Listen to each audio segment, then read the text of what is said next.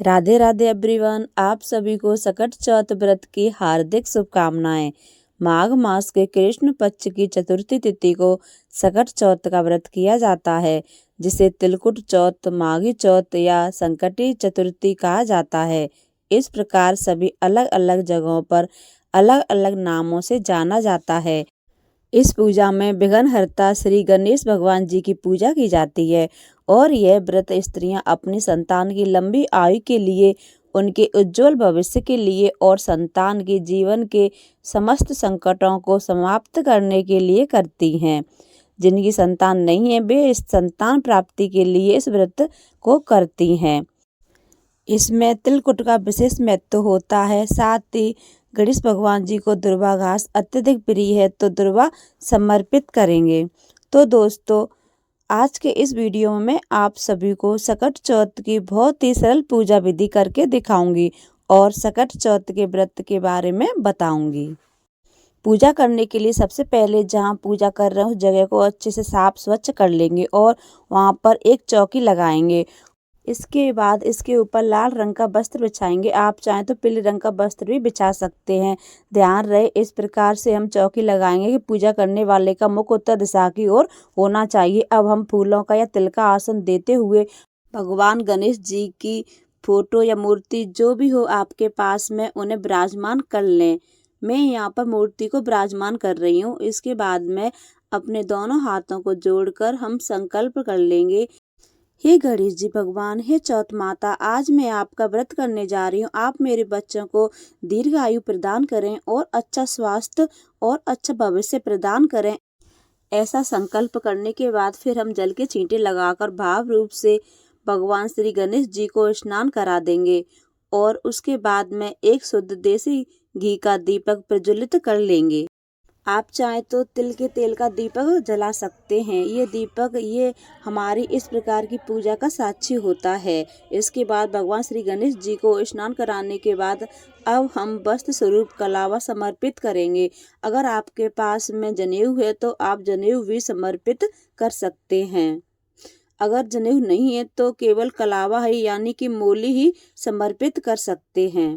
अब हम गणेश भगवान जी को रोली से तिलक करेंगे, दीपक को भी तिलक करेंगे। ऊपर से हम थोड़े तिल समर्पित कर देंगे और दीपक में भी थोड़े से तिल जरूर समर्पित कीजिएगा, क्योंकि तिल चटकते हैं उतने ही हमारी संतान के कष्ट हैं वो कटते हैं। भगवान श्री गणेश जी को हल्दी और दुर्वा समर्पित करेंगे। साथ में ही लाल या पीले रंग के पुष्प समर्पित कर देंगे। लाल रंग के या पीले रंग के फूल नहीं मिल रहे हैं तो आपको जैसे फूल मिल जाए, जिस कलर के फूल मिल जाएं, आप वो समर्पित कर दीजिएगा। इसके बाद फिर हम तिलकुटा समर्पित करेंगे, यानी कि तिल समर्पित करते हैं। तो तिल को भून करके कूट करके थोड़ा सा घी, थोड़ा मीठा बूरा या गुड़ मिलाकर तिलकुटा बना लें। कुछ लोग सुबह के समय पूजा करते हैं, सुबह के समय ही तिलकुट बना लेते हैं। कुछ लोग पूजा करने के बाद में तिलकुट बनाते हैं। अगर आपने पहले से तिलकुट बनाया है तो तिलकुट समर्पित कर दें। अगर आपने तिलकुट नहीं बनाया है तो आप कच्चे तिलों को भी समर्पित कर सकते हैं। तिल समर्पित करने के बाद फिर हम ऋतु फल समर्पित करेंगे। देखिए फ्रेंड्स, जो ऋतु फल आपको मिल जाए वो आप जरूर समर्पित करें। अब हम इसके बाद 1 लोटा जल समर्पित कर देंगे। आप चाहें तो तिल से बने लड्डू या तिलकुटी भी समर्पित या गजक भी समर्पित कर सकते हैं।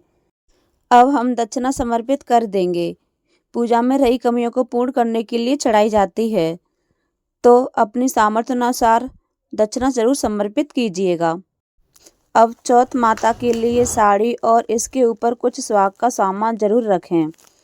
अगर आप पहली बार सकट चौथ का व्रत कर रहे हैं तब तो आपको साड़ी और श्रृंगार का सामान जरूर रखें, लेकिन आप बहुत ही दिनों में पूजा कर रहे हैं तो फिर आपकी अपनी इच्छा है। आप चाहें तो साड़ी समर्पित कीजिएगा या फिर आप तिल भी समर्पित कर सकते हैं।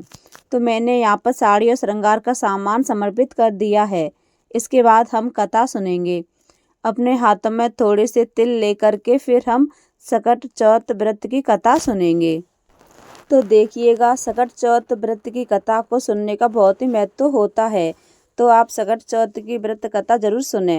तभी आपको व्रत का फल प्राप्त होता है। कथा की पुस्तक मिल जाती है, उसमें पढ़ लें, या आप चाहें फ़ोन पे भी कथा को सुन सकते हैं। कथा सुनने के बाद में जो तिल हमने हाथ में लिए हैं, ये तिल श्री गणेश भगवान जी के चरणों में समर्पित कर देंगे। थोड़े से जो तिल हैं हम जल के लोटे में डाल देंगे और थोड़े से तिल हाथ में बचा लेंगे। कहानी सुनने के बाद में इन्हें हम 2 हिस्सों में बांट देंगे। एक से हम सूर्य देवता को सुबह के समय यानी कि दिन के समय अर्घ्य दे देंगे और एक से हमें रात के समय चंद्र देवता को अर्घ्य देंगे। रात को चंद्रमा को अर्घ्य देने के लिए आप चाहें थोड़े से तिल आप अपनी साड़ी के पल्लू में बांध कर रख लें या फिर किसी कटोरी में आप रख सकते हैं। यहाँ पर मैंने कटोरी में थोड़े से तिल डालकर रख दिए हैं। इन्हें मैं चौकी पर ही रखा रहने दूंगी। रात के समय चंद्रमा को अर्घ्य देने के लिए काम में आएंगे। इसके बाद हम धूप दीप दिखाकर बहुत ही प्रेम भाव से हम गणेश भगवान जी की आरती करते हैं। आरती करने के बाद में पूजा में रही कमियों के लिए क्षमा याचना करेंगे और अपने संतान की लंबी और अच्छे स्वास्थ्य और उज्जवल भविष्य के लिए प्रार्थना करेंगे। इस तरह से सकट चौथ की पूजा करने के बाद में हम अपने सीधे हाथ में थोड़ा सा जल लेके चौकी के ऊपर से 2 बार बांधने के बाद हाथों को जोड़ देने हैं। इस तरह से हमारी सकट चौथ की सरल पूजा विधि संपूर्ण हो जाएगी।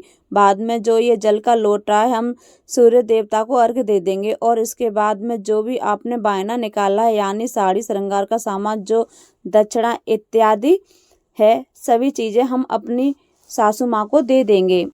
अगर आपने इस पूजा में साड़ी निकाली है तो साड़ी के ऊपर ही तिल रख कर दे दें। अगर साड़ी नहीं निकाली है तो जो तिल और दक्षिणा है ये भी आप बायने के रूप में अपनी सासू माँ को दे सकते हैं। और जो छोटी कटोरी में जो तिल रखे थे कहानी सुने थे, इन्हीं तिल से हम रात के समय चंद्रमा उदय होने के बाद चंद्रदेव को इन्हीं तिलों से हम अर्घ्य दे देंगे। इस तरह से हम सकट चौथ की कहानी सुन के पूजा करके फिर हम अपनी सासू माँ जी को बायना दे देंगे। सासू माँ नहीं है तो नंद जी या जेठानी जी को भी दे सकते हैं या फिर मंदिर में किसी पंडिताइन को भी तिल कूट कर बायना दे सकते हैं। इसके बाद रात के समय जब चंद्रमा उदय हो जाता है तो चंद्रमा को अर्घ्य देंगे और इसके बाद में व्रत का पारण करेंगे। तो दोस्तों सकट चौथ व्रत की सरल पूजा विधि आपको कैसी लगी मुझे कमेंट करके ज़रूर बताएं। अगर वीडियो आपको पसंद आई हो या आपके लिए ज़रा भी यूज़फुल रहा हो तो प्लीज़ वीडियो को लाइक ज़रूर करें। और आप मेरे चैनल पर नए हैं, अभी तक मेरे चैनल को सब्सक्राइब नहीं किया है तो प्लीज़ मेरे चैनल को सब्सक्राइब करें। गणेश भगवान जी की कृपा आप पर हमेशा बनी रहे, इसी कामना के साथ फिर मिलती हूँ दूसरे वीडियो में। जब तक के लिए श्री गणेशाय नमः। राधे राधे।